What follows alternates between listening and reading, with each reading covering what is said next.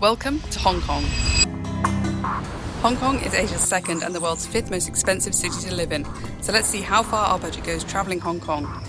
We're Claire and Craig and we're here in Hong Kong for the first time, and we're here for 3 days and 4 nights. But we're having a bit of a late start this morning because we got in late last night and then we spent a while at the airport sorting various things out, like getting a SIM card. We got a 10-day SIM card which is valid for both China and Hong Kong for 108 Hong Kong dollars on the China mobile network. But if you're not going to mainland China, then there's actually a better option that you can get that's slightly cheaper just for Hong Kong, or you could just get an eSIM for ease. Then we got some cash out, which we'll need for things like the metro. We used Bank of China, which didn't have any ATM fees or foreign transaction fees. And then we caught the Airport Express train into Hong Kong Central, which took about 25 minutes and it cost $115. Then we just changed onto the MTR, which is the metro system here in Hong Kong, to get to our hotel. The MTR is pretty cheap, $7.50 for each of those, which is less than $1. So let's go out and explore Hong Kong, starting with finding some lunch.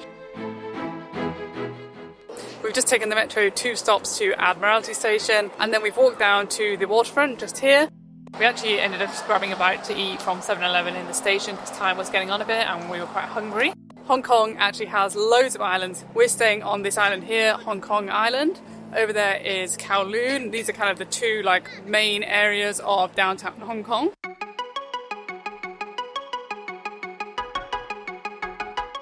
Someone's got unlucky there. Now we've stopped for a snack. We went to this place called Snowy Savour, which is very well rated for its mochis, and this mango one in particular is what everyone seems to be raving about in the reviews. It's like a whole piece of juicy mango inside the mochi, and the mochi's pretty nice, kind of soft and slightly chewy, but not super chewy. You try? That mango is really fresh and juicy. Now for dark chocolate. It's kind of like a moussey texture with chocolate chips. The mochi on this one actually is a little bit chewier, stickier than the other one. Slightly worse texture in my opinion. It's nice, but even though I'm very into dark chocolate, I think I actually have to say that the mango one is probably the better one. Now we're on our way for something more savoury, but those mochis were 25 Hong Kong dollars each, which is about $3. Unfortunately, the place we were aiming for is closed. Oh no, the next restaurant that we've had, the backup restaurant, is also closed. So for today we might just have to just see what we can get, and then tomorrow we can try and find some sort of more traditional stuff that's actually open. We stumbled across a dim sum restaurant called Morph Watching here, so we've come in to try some traditional Cantonese food. We've ordered 6 different dishes. Fortunately, we forgot what almost all of them are, but I do remember that this one is a traditional chicken roll. This is probably the most tasty one. This, I believe, is a fried pork dumpling. For boiling up. This dish is a barbecue pork rice roll, we think. So what we think we have is a barbecue pork rice roll, a fried pork dumpling, chicken roll, beef meatball, and a xiaolong bao of some sort, maybe pork, and then we also have fried milk as well. Most dishes on the menu were around 30 Hong Kong dollars each, and we ordered 6. Overall, that meal came to 222 Hong Kong dollars, which is about $28. I think that was kind of okay for dim sum. I think there's better dim sum out there, but it wasn't bad. This is so interesting. The scaffolding here is made from bamboo, which I've never ever seen before. So far we found the metro fairly easy to navigate, and it's pretty easy to get tickets as well, and with a single journey ticket you just tap it to get in, and then on your way out you put the ticket into the machine and then it takes the ticket to be reused for another time. As well as the single journey tickets, you could also use something called an octopus card, which you could top up and then you can use that to tap on and off. It does cost 200 Hong Kong dollars to get it, so it's probably more worthwhile if you're going to be here for a longer period of time. It does give you some discounts on your fares as well, and the other thing you can do with it is you can also use it to pay in some shops, including some that don't accept credit cards or debit cards. We're heading back to the hotel now. We're still a bit tired from our late arrival yesterday, and then tomorrow hopefully we can have a big day.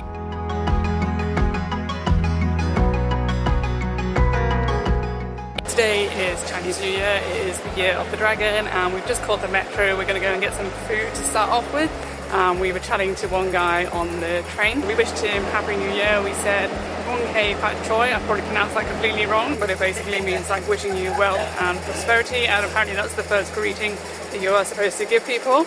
And then he gave us an envelope, and that is apparently a tradition as well. Then you also do On New Year, you give people these little red envelopes, like quite ornate red envelopes with money in them, and that is to wish you like luck in the year ahead.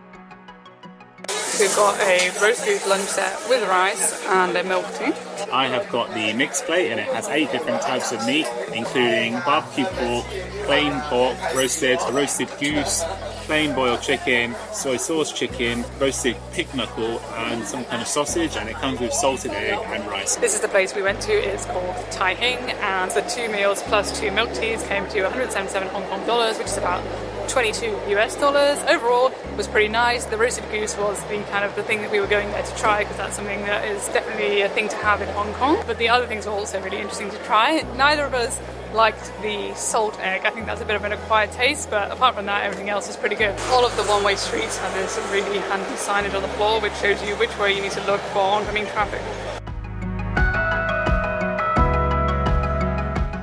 We've just come up a hill, but instead of having to slog up the hill, we instead decided to take the escalators that they have here. I believe these are called the mid-level escalators. We've come to a bakery called the Tai Cheong Bakery. This is actually a chain of bakeries around Hong Kong, but apparently this one here on Lyndhurst Terrace is the original one. So we've come to this one, and what we came to get is some egg tarts, which is very traditional here in Hong Kong. And we got 2 different types. We got the one that's just called the egg tart, and then we got another one which is a puff pastry egg tarts, and the pastry is slightly different. I believe the filling is the same for both of them. And this is what it looks like. For 2 of these custard tarts, it's 22 Hong Kong dollars, which is just under 3 US dollars. This one here is the non-puff pastry one, and it's actually still warm. It's just come out fresh. Let's give it a try. Yeah, that's lovely and warm. The pastry has a good solid texture to it, but the inside is very gooey like custard. This one is really warm, it's really fresh. This one is the puff pastry variant, and it already looks like the pastry is starting to flake, and I don't think this one is hot. Not super flaky pastry. I think the other one is better. This one's still good, but because the other one was warm, it just made it taste nicer. This place is right opposite the bakery, and we were hoping to eat here, but it is closed for the New Year. We're going to Shanghai in a couple of days, so hopefully we can try them there. Trams here in Hong Kong are pretty interesting. Also known as ding-dings, they're double-decker, very narrow, and started running in 1904, and it's actually the largest double-decker tram fleet in the world. We're not using them because of wheelchair access, but if you sit up top, they're supposed to be a fun way to travel around Hong Kong Island, and I believe it's supposed to be the cheapest form of public transport in Hong Kong too. Tickets are currently fixed at 3 Hong Kong dollars, which is less than 40 US cents. We've come to Lantau Island. We took the orange metro line from Hong Kong Station to Tung Chung, and this cost 27 Hong Kong dollars, which is around about 350 US.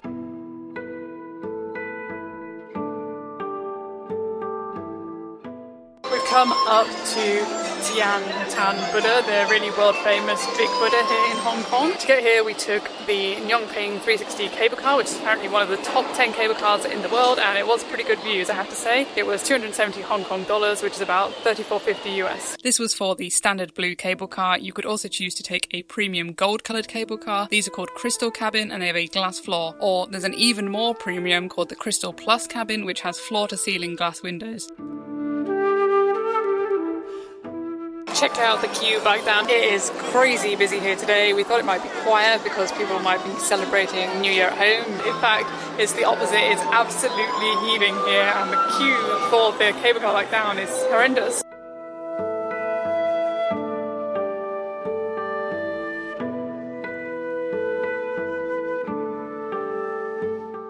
I've just walked up the steps to the Big Buddha. There's 260 steps, but they're very even, very good quality. So as far as 260 steps goes, it's pretty easy going.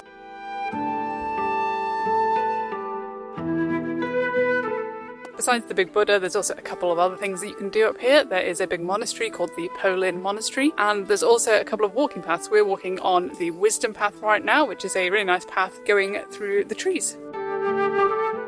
There are 38 of these wooden pillars which are inscribed with a prayer. Unfortunately, I do not possess the wisdom to be able to read them.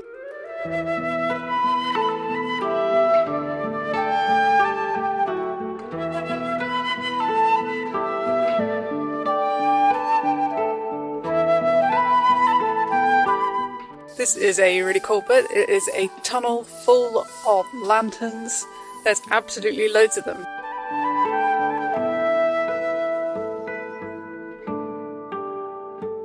There's so much incense burning up here that the air is actually a little bit smoky. Overall, being in a wheelchair definitely impacts travel in a negative way. However, on this one instance, we were able to skip a 2-hour long queue for the cable car to come back down. But don't worry, because this is not a normal thing. The queue was only there for New Year and it's normally a lot shorter. We've just got some sushi, and you might be thinking, why have you got sushi in Hong Kong? It's a Japanese thing, but actually this particular type of sushi was invented here in Hong Kong. It's called Flower of Love, and it is rice wrapped in salmon, and then in the middle you have mayonnaise and then some fish roux. And this was 54 Hong Kong dollars for 6 pieces, which is about 7 US, so not super cheap. No, it's good sushi there. The salmon is good, it's really tender, like melts in your mouth. And the mayonnaise adds like a nice subtle sweetness to it. It's really nice. Now we're going to take the MTR back to Kowloon because there is supposed to be some Lunar New Year parade things around there, which hopefully we'll be able to catch.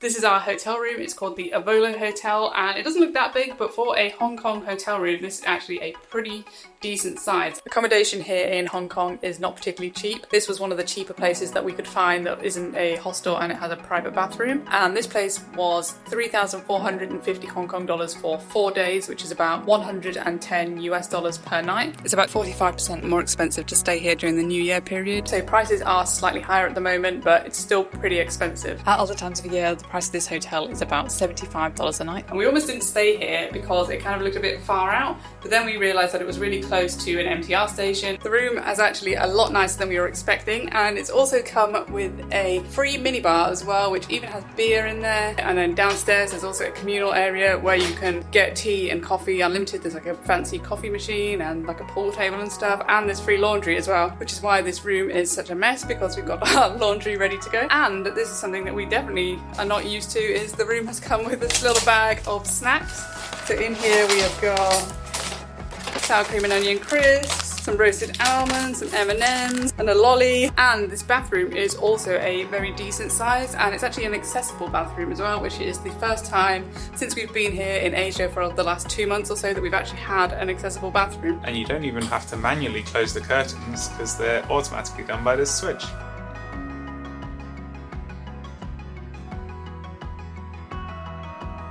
Today we've come to the street food market in the Central Market, and we found some curry fish balls, which are another traditional Hong Kong dish, and we've been looking for these for a while. So let's give it a go.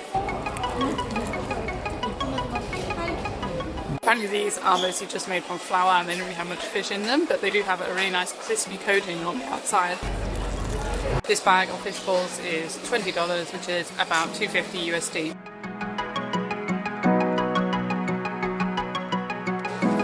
Block of tofu. The nice thing about being here in Hong Kong during Chinese New Year is obviously getting to experience Chinese New Year, but on the downside, most of the places that we want to eat at are closed, and then the ones that are actually still open have really big queues because obviously everyone's going to those ones. So we've kind of just given up now on heading to the specific food spots that we wanted to try, and we're just kind of just gonna eat what's available, and then we'll just have to come back to Hong Kong another time for food. We've just taken the Peak Tram up to Victoria Peak. The tram was $108 for a return ticket, which is about 13 US dollars, so it's not too badly priced. But actually the tram was way more exciting than we expected it to be. It kind of goes like almost vertically. You honestly would not expect a tram to be able to go up such a gradient. It almost felt more like a roller coaster ride, and you kind of like pushed back in your seat because it's so steep. I think I definitely actually recommend doing it. But up here now on top of the peak there are a couple of shops, but the main thing is there are some really great views out over the city, and we're just walking away from the shops into the quieter area.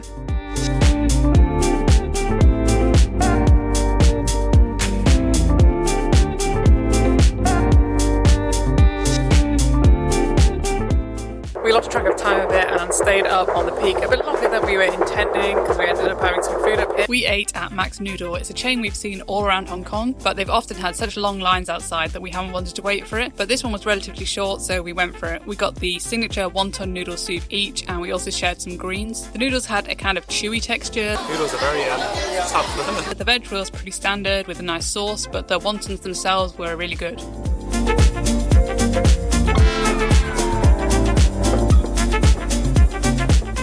And there is actually the New Year's firework show on tonight. It was at 8 PM and we were planning to go down to Kowloon to watch it from there. However, we've kind of inadvertently stumbled into a good viewing spot.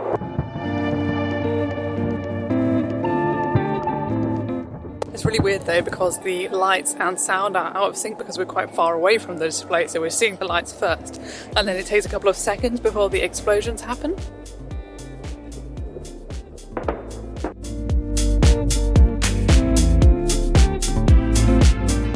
There's one dessert that we were hoping to try here in Hong Kong, but due to the combination of a lot of places being closed and then just running out of time, we haven't been able to find it yet. But then we did spot it in 7-Eleven, so we thought we'd try the 7-Eleven version just to give it a go. And this is a black sesame dessert. I've had black sesame ice cream before. It's interesting, it's quite nice. It's just like a sesame seed, like almost like a roasted sesame seed flavour in like puree form. Apparently it is just water, sesame, sugar and flour really. And you can have it hot or cold. This one is cold.